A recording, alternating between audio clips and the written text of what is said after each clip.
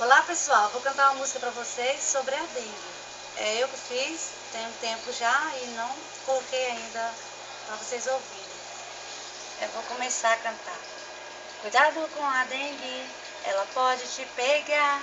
Melhor é prevenir do que remediar.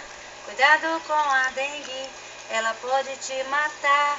Já pegou mais de 1000, mata mais que fuzil. Eu não quero ser o próximo, o melhor é se apressar.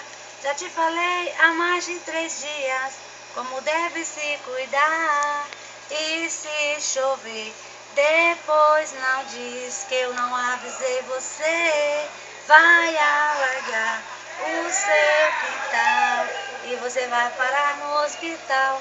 Tampar as caixas d'água, tirar todas as garrafas, areia no vaso das plantas. Isso já está em todas as propagandas.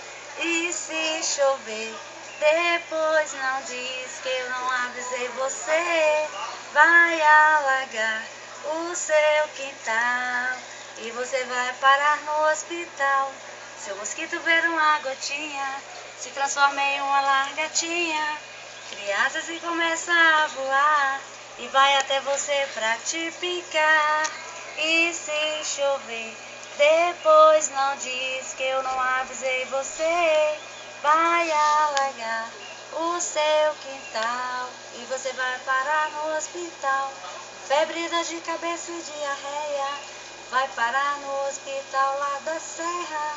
Com uma internação, como vai sair dessa situação?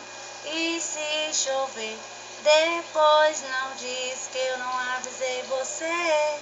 Vai alagar o seu quintal e você vai parar no hospital.